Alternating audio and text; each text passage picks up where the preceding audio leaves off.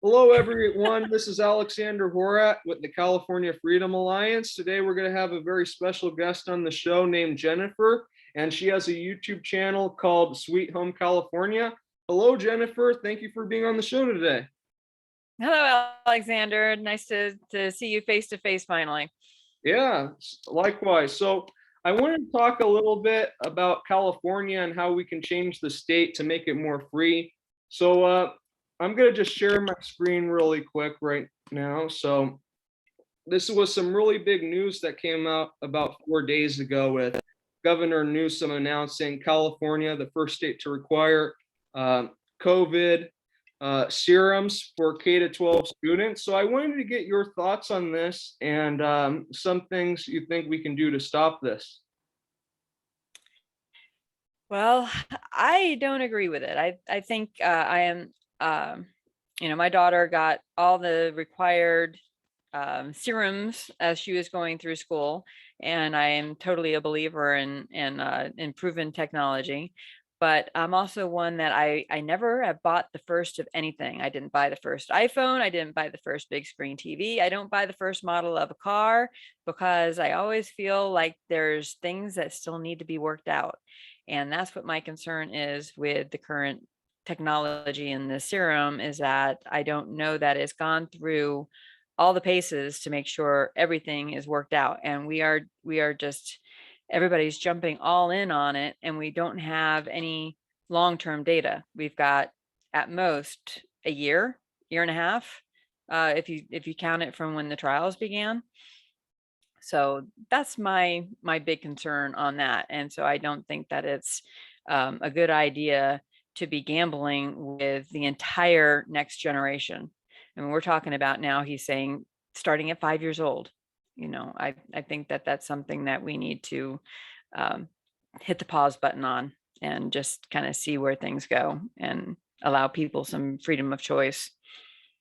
Yeah, I definitely agree with you there, Jennifer. And one thing I find pretty interesting that you said now he wants to do it for 5-year-olds, but doesn't even have approval yet for 12 years and younger. And yeah, and I think this is pretty scary because I've been seeing a lot of adverse effects due to this serum already. Actually know some people who got some illness from it, and it's pretty sad to see that happen. And I really think I agree with you as well that we need to have the medical freedom, whether or not we wish to inject something into our body, because if we lose that freedom, we don't have any freedoms, in my opinion. So, going back to that a little bit, so how do you think we can stop this at our local school board? What would be some ways you would try to stop this serum mandate at your local school?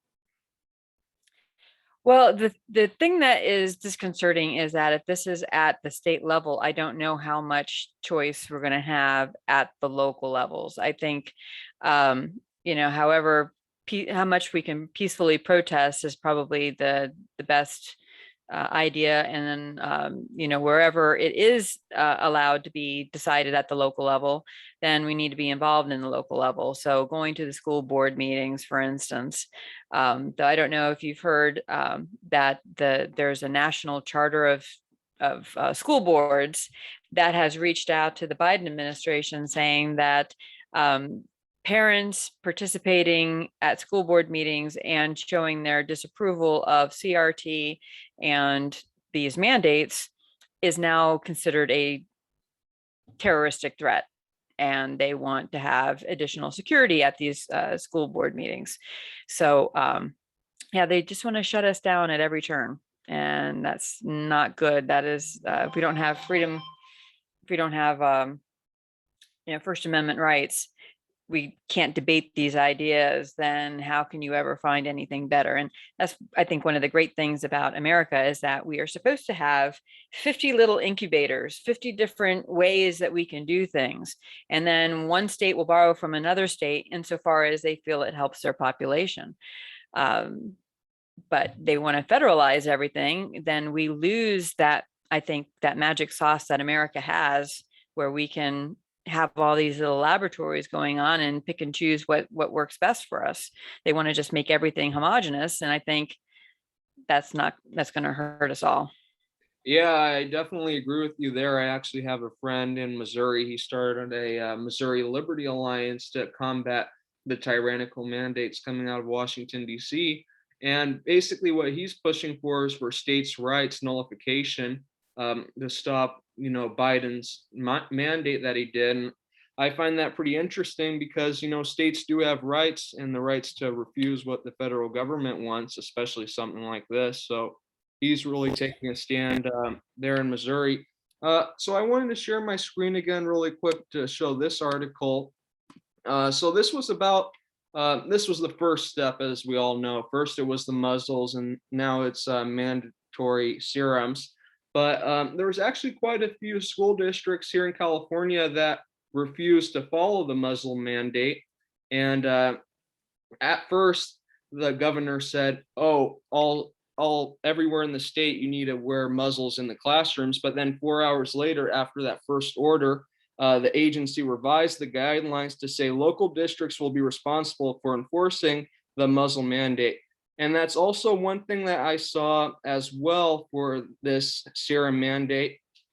The same rules apply because there must have been some pushback by the local school boards and being autonomous from the state for education to actually get this to happen. So it's actually the local school boards that decide about this serum mandate and these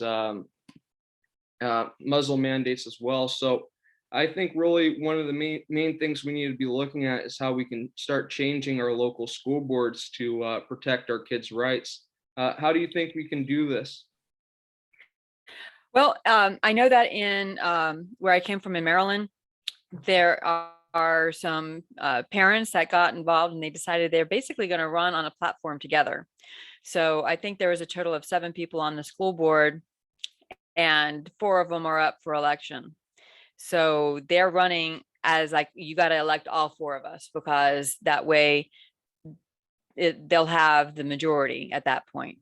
So I think that's what parents need to do. They need to form associations because oftentimes people don't know, what people's agendas are, especially at the school board level. They normally don't have, at least in Maryland, they didn't have Republican and Democrat party affiliations. You just had to know who these people were and, and be involved in the community. So, but by them pulling their resources together, they had all of their signs were together. They had like their main mandate on there that they were anti-CRT. So that pretty much lets people know then where they stand politically. And I don't think that election has come yet, but I see a lot of her posts online.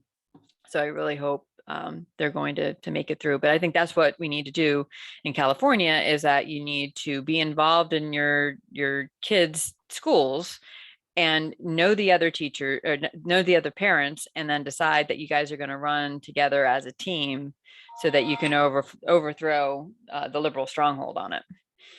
Yeah, I definitely agree. And one other thing that I saw that was pretty interesting as well is that I believe it's 25% or less of the vote you need to recall a local school board member and to have it for a new election to get rid of that person or not. So that's one way Mm-hmm. you can get rid of bad actors here in California, I'm thinking. And I wanted to get Mm-hmm. your thoughts as well on homeschooling. What do you think about homeschooling in California? I think that is a great way to go because the schools now, unfortunately, Larry Elder didn't win the election, but his plan was to have the money follow the student, whether they chose to go to a different public school, a charter school, or do a homeschool. My understanding in California is if you decide to homeschool, then all the costs borne on that curriculum is on the parents. You don't get to take your property taxes and then transfer it over. Now, you're being homeschooled here in California. So is my understanding correct on that? Yes, it is. Yeah. My sister, on the other hand, she homeschools in Kansas. And so she gets a certain amount of money that she can put towards her curriculum. And I think that would have been awesome had Larry Elder been able to take the governorship. But regardless, though, by taking your child out of your local public school, if your local public school is failing your child, it does withhold the money from that local school. So the money still stays within the state, but it isn't going to go to that local school. So it does punish them to a certain extent, and hopefully will encourage them to make it better for the rest of the students that may not have that option, because I understand homeschooling is not very easy.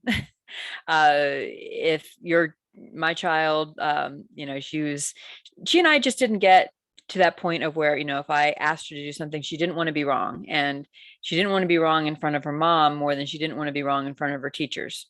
So like teaching her how to read and everything, she wouldn't want to guess, it was just like this wall here. And so even though I had originally hoped that maybe I might have been able to homeschool her, then I was just kind of, I didn't really have the support.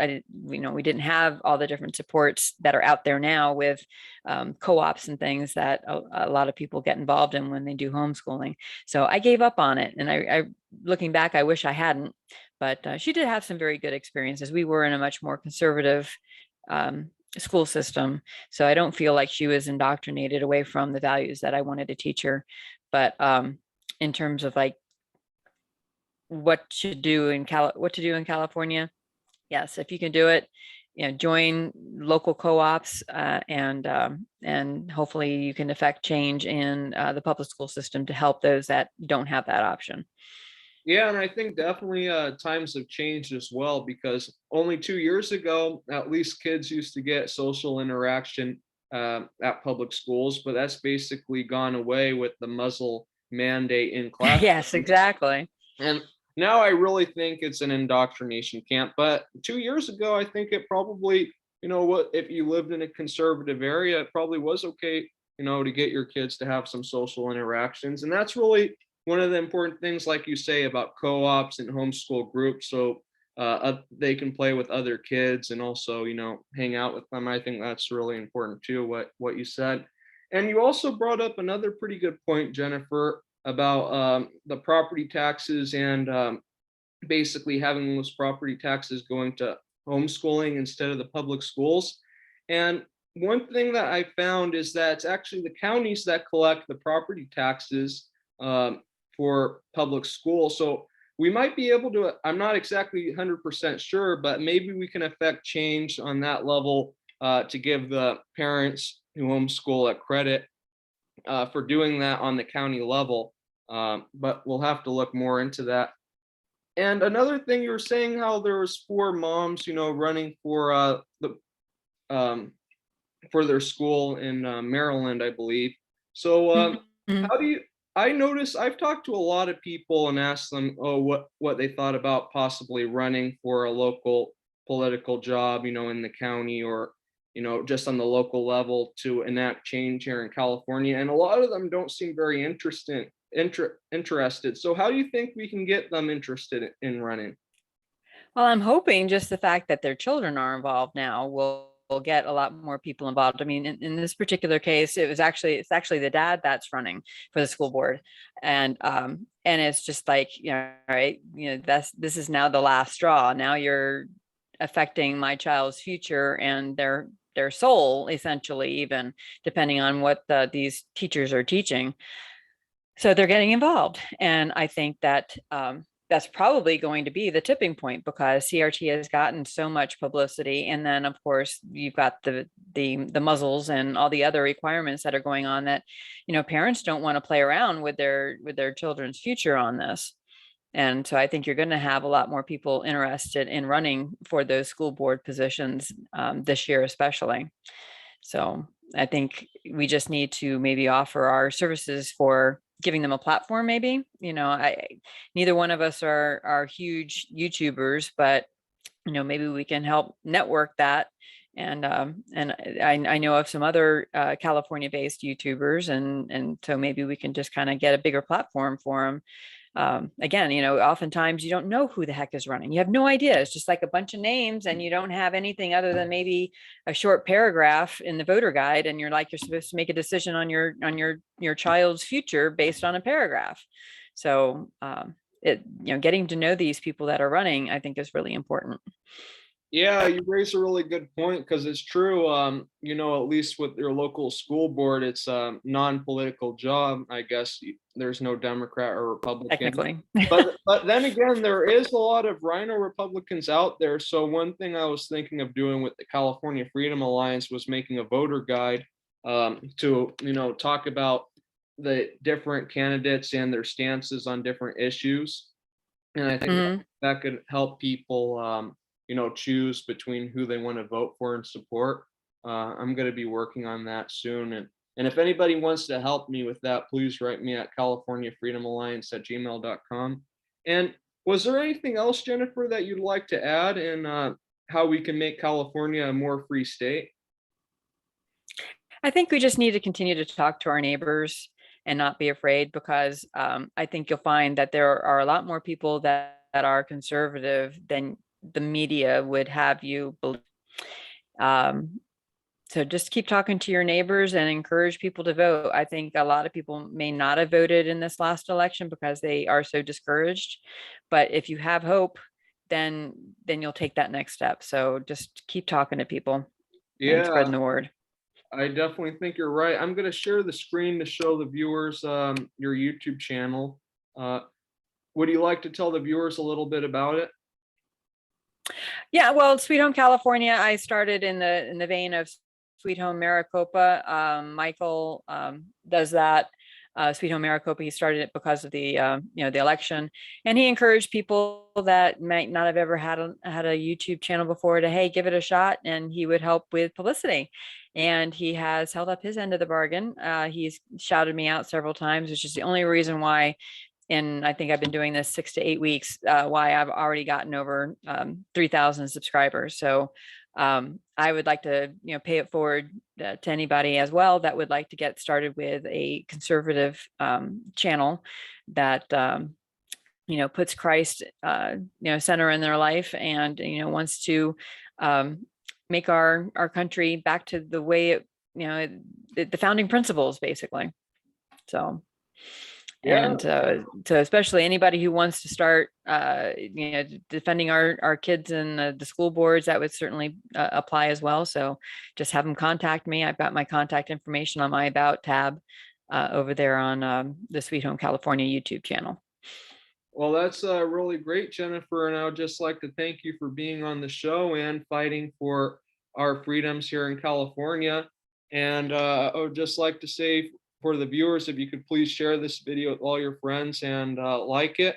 And also, if you'd like to join the California Freedom Alliance with our networking, please write me at californiafreedomalliance@gmail.com. And yeah, just thanks again, Jennifer, and for everyone who was watching this video. God bless. God bless, Alexander. Thank you very much for having me.